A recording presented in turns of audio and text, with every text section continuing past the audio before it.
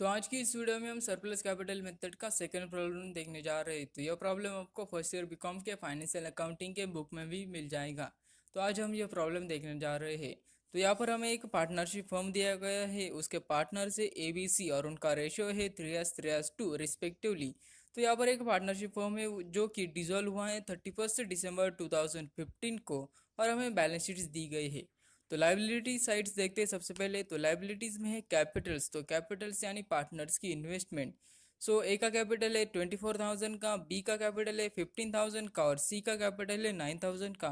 उसके बाद है क्रेडिटर्स। तो क्रेडिटर्स यानी ऐसे लोग जिससे हमने गुड्स या सर्विसेज उधार पर लिए हैं, तो उन्हें हम कहते हैं क्रेडिटर्स। तो क्रेडिटर्स है 20,000 की। और बीज लोन, तो बीज लोन यानी बी के नाम पर लिया गया लोन, तो बी लोन है 4,000 का। उसके बाद एसेट साइड से में हमारे पास है लैंड 20,000 की, बिल्डिंग्स 20,000 की, मशीनरीज 12,000 की और स्टॉक। तो स्टॉक यानी ऐसे प्रोडक्ट जो हमने सेल नहीं किए हैं, उनको हम कहते हैं स्टॉक। तो स्टॉक है हमारे पास 15,000 का। उसके बाद डेटर्स। तो डेटर्स यानी क्रेडिटर्स के अपोजिट। तो डेटर्स यानी ऐसे लोग जिनको हमने गुड्स या सर्विसेज उधार पर सेल किए हैं, उनको हम कहते हैं डेटर्स। तो ऐसे डेटर्स है हमारे पास 5,000 की। और दोनों साइड्स की टोटल है 72,000। तो यहाँ पर हमारे पास एसेट्स है और लाइबिलिटीज है। तो हमें फर्म डिसॉल्व होने के बाद क्या करना होता है कि एसेट्स को सेल करना होता है और लाइबिलिटीज को पेड करना होता है। तो यहाँ पर भी हम वही करेंगे। तो हमने एसेट्स को सेल करना स्टार्ट कर दिया, तो उसके अब रियलाइजेशन आ गई, तो वो रियलाइजेशन नीचे दी गई है। तो यहाँ पर ग्रॉस अमाउंट दिया है और एक्सपेंसेस दिया है। तो यहाँ पर हमें क्या करना है कि ग्रॉस अमाउंट से एक्सपेंसेस को माइनस करना है, तभी हमारी फाइनल रियलाइजेशन आएगी। तो फर्स्ट रियलाइजेशन 31 जनवरी को ग्रॉस अमाउंट यानी 11,000 से एक्सपेंसेस 1,000 को माइनस करने के बाद हमारी फाइनल रियलाइजेशन आएगी 10,000 की। वैसे ही सेकंड रियलाइजेशन 20 फरवरी को 23,000 से 3,000 माइनस करने के बाद 20,000 की हमारी फाइनल रियलाइजेशन आएगी। उसके बाद थर्ड रियलाइजेशन 31 मार्च को 9,600 की आएगी। उसके बाद 4th रियलाइजेशन 13 अप्रैल को 11,200 की आएगी। और उसके बाद फाइनल रियलाइजेशन 31 मई को 10,000 की होगी। तो ऐसे हमारे पास रियलाइजेशन दी गई है। तो नीचे क्या बताएं हमको, prepare a statement showing piecemeal distribution of cash as per surplus capital method. तो हमें कैश का डिस्ट्रीब्यूशन सरप्लस कैपिटल मेथड की मदद से करना है। तो सरप्लस कैपिटल मेथड की मदद से हम क्या करते हैं, कैश का डिस्ट्रीब्यूशन कैसे करते हैं।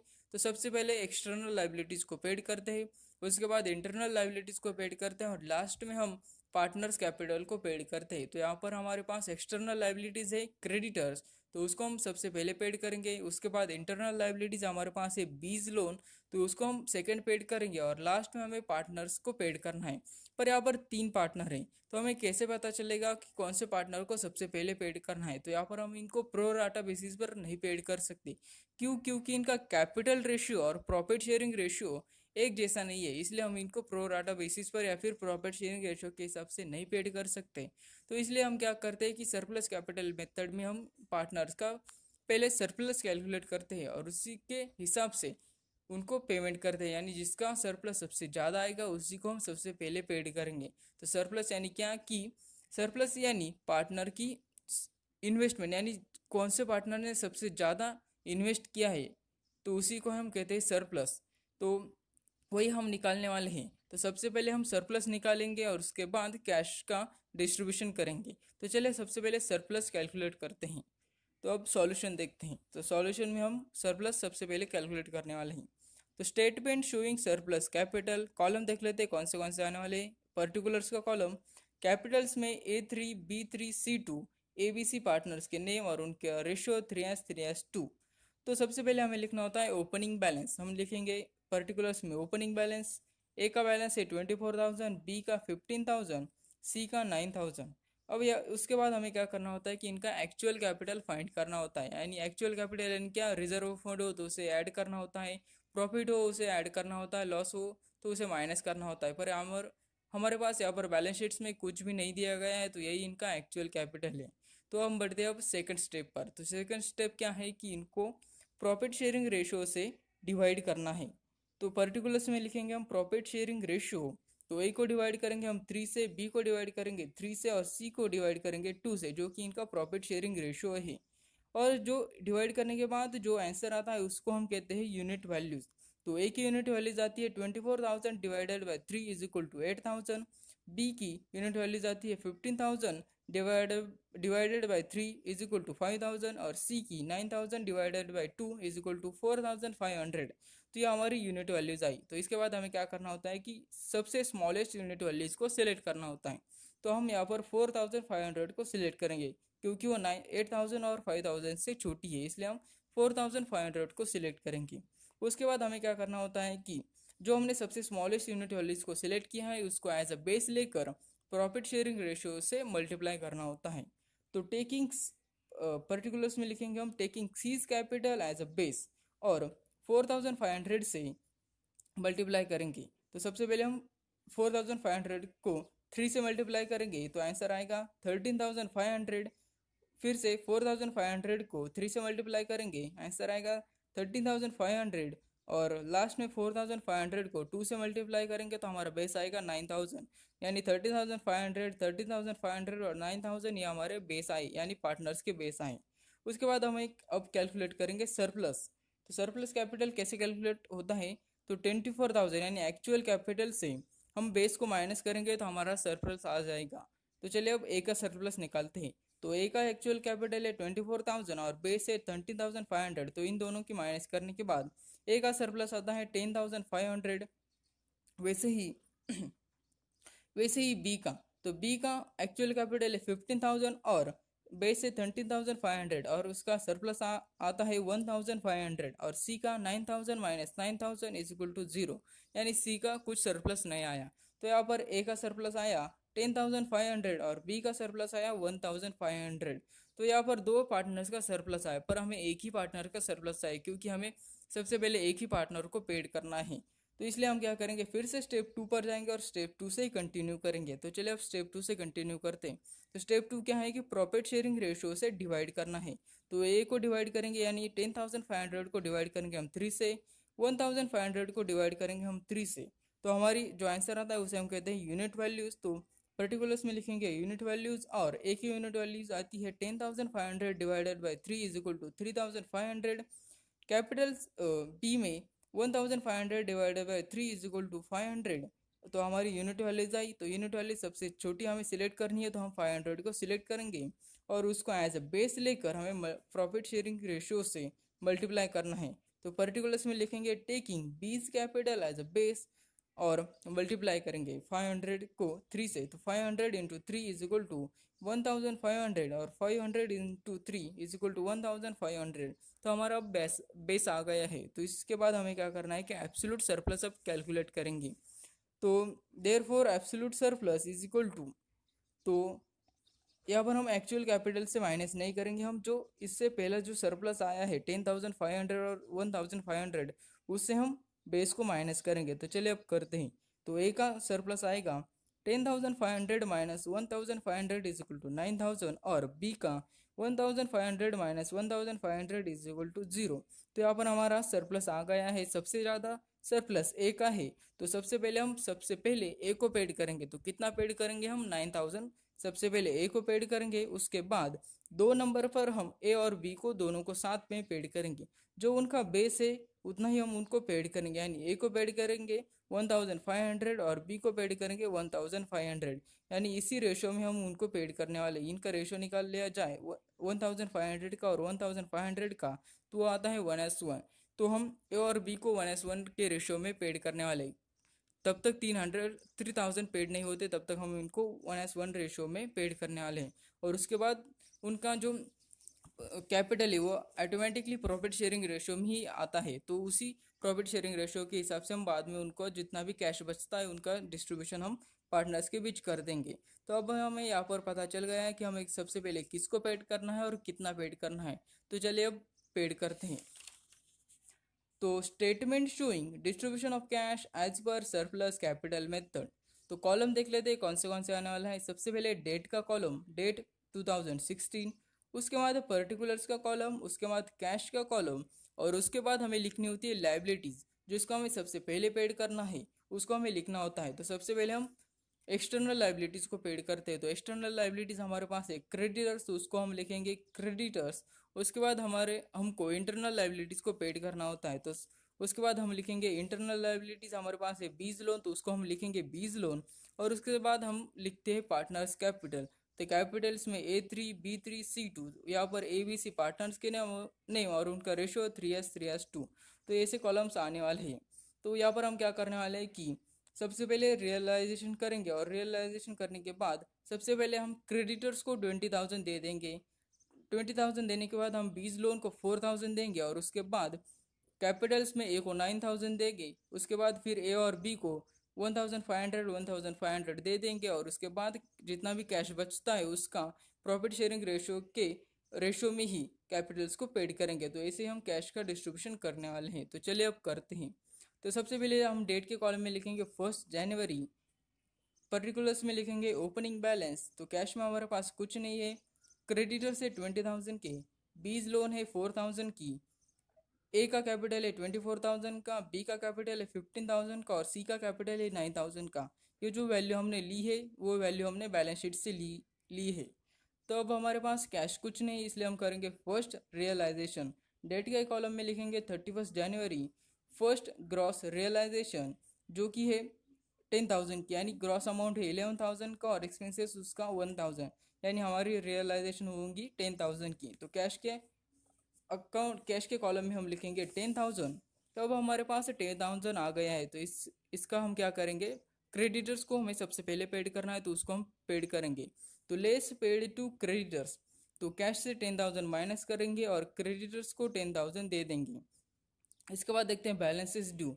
तो बैलेंसेस ड्यू कैश में हमारे पास कुछ नहीं है। क्रेडिटर्स को हमने 10,000 पेड किए, इसलिए उसका अभी बैलेंस है 10,000। बीज लोन को हमने कुछ नहीं पेड किया, इसलिए उनका 4,000, ए का 24,000, बी का 15,000 और सी का 9,000।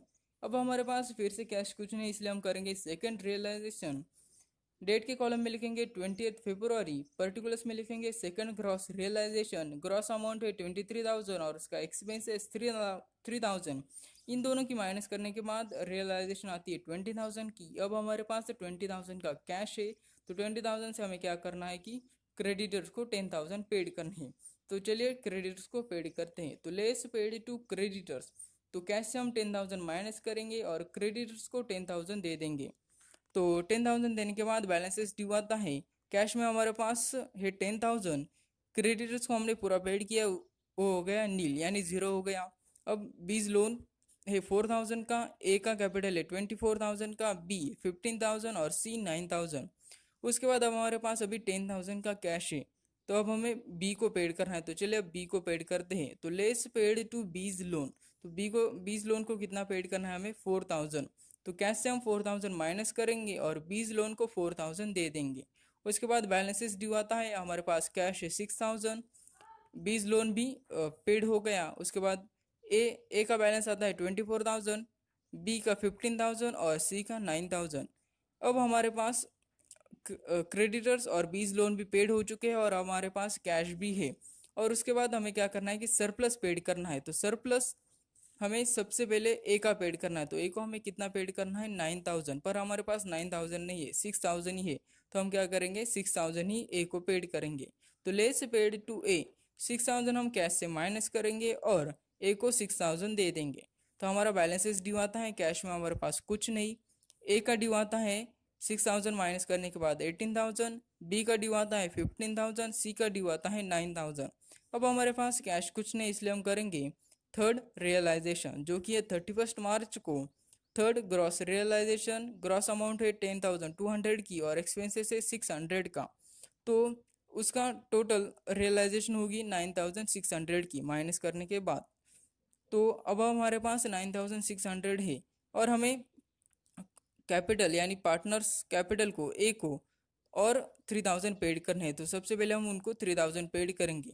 तो लेस पेड टू ए, तो 3,000 हम कैश से माइनस करेंगे और ए को पेड करेंगे 3,000, क्योंकि पहले हमने ए को टोटल 9,000 पेड करने हैं। तो पहले हमने 6,000 पेड किए हुए हैं और अभी 3,000 पेड करेंगे। तो 6,000 प्लस 3,000 इज इक्वल टू 9,000, यानी हमने 9,000 ए को पेड कर दिए।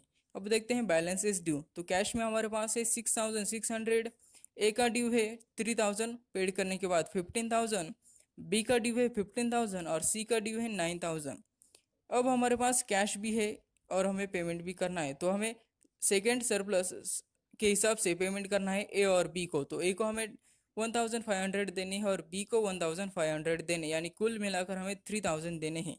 तो less paid to A and B, कैसे हम 3,000 माइनस करेंगे और ए को 1,500 देंगे और बी को भी 1,500 दे देंगे। तो उससे बैलेंसेस ड्यू आता है। कैश में हमारे पास है 3,600, ए का ड्यू आता है 13,500, बी का ड्यू आता है 13,500 और सी का ड्यू आता है 9,000।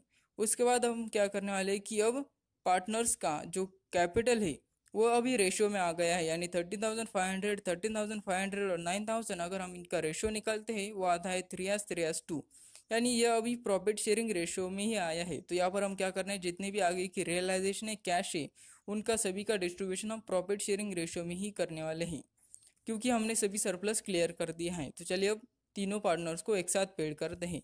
तो less paid to A B C in 3:2। तो हमारे पास कैश है 3,600, हम उतना ही पेड करेंगे। तो 3,600 हम कैश से माइनस करेंगे और ए को पेड करेंगे। तो ए को जाता है 1,315, 1,350 और सी को जाता है 900, यानी हमने क्या किया कि 3,600 को 3:2 के रेशियो में पार्टनर्स के बीच डिस्ट्रीब्यूशन कर दिया। तो उसके बाद बैलेंसेस ड्यू आता है। ए का ड्यू आता है 12,115, बी का ड्यू आता है 12,115 और सी का ड्यू आता है 8,100। तो अब हमारे पास कैश कुछ नहीं, इसलिए हम करेंगे फोर्थ रियलाइजेशन, जो कि है 13 अप्रैल को। Fourth gross realisation, gross amount है 13,000 की और एक्सपेंसेस है 1,800 का। तो एक्सपेंसेस माइनस करने के बाद रियलाइजेशन आती है 11,200 की। तो अब हमारे पास कैश है, अब हम तीनों पार्टनर्स को पेड करने वाले। तो less paid to A B C in 3:2।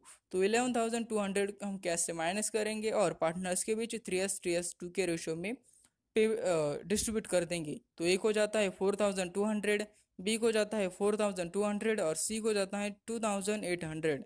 और उसके बाद बैलेंसेस ड्यू आता है। कैश में हमारे पास कुछ नहीं। ए का ड्यू आया 7,915, बी का ड्यू आया 7,915 और सी का ड्यू आया 5,300। इसके बाद हम करेंगे, अब हमारे पास कैश कुछ नहीं इसलिए हम करेंगे फाइनल रियलाइजेशन, जो कि है 31 मई को। फाइनल ग्रॉस रियलाइजेशन या ग्रॉस अमाउंट है 12,000 की और एक्सपेंस है 2,000 का, यानी हमारी फाइनल रियलाइजेशन होगी 10,000 की। तो 10,000 हमें डिस्ट्रीब्यूट करने हैं। तो less paid to A B and C in 3:2। तो 10,000 हम कैश से माइनस करेंगे और पार्टनर्स के बीच 3:2 के रेशियो में डिस्ट्रीब्यूट कर देंगे। तो ए को जाते हैं 3,715, बी को जाते हैं 3,715 और सी को जाते हैं 2,500। अब हमारा रियलाइजेशन लॉस आएगा, क्योंकि हमारी सभी रियलाइजेशन अब खत्म हो गई है। तो यहाँ पर आएगा रियलाइजेशन लॉस। तो पर्टिकुलर्स में रियलाइजेशन लॉस, कैश हमारे पास कुछ नहीं, क्रेडिटर्स को हमने पूरा पेड कर दिया, 20 लोन को भी पूरा पेड कर दिया। ए को लॉस हुआ 4,200 का, बी को लॉस हुआ 4,200 का और सी को लॉस हुआ 2,800 का। अगर हम इन तीनों वैल्यू की रेशियो निकालते हैं वो आता है 3:2, यानी हमारा प्रॉब्लम करेक्ट है, क्योंकि उनका जो लॉस है वो भी प्रॉफिट शेयरिंग रेशियो के हिसाब से ही आया है। तो यहाँ पर ही प्रॉब्लम खत्म होता है। तो यहाँ पर ही वीडियो को ख़त्म करते हैं। अगर आपके कुछ सवाल या सुझाव हो तो हमें कमेंट में ज़रूर बताओ, हम उसका रिप्लाई देने की कोशिश ज़रूर करेंगे। और हमारे चैनल को जल्दी से सब्सक्राइब कर लो, ताकि आपको अकाउंट से रिलेटेड वीडियो जल्दी से जल्दी मिल सके, और बेल आइकन को भी दबा दीजिए ताकि हमारे वीडियो की नोटिफिकेशन आपके पास सबसे पहले पहुँच सके।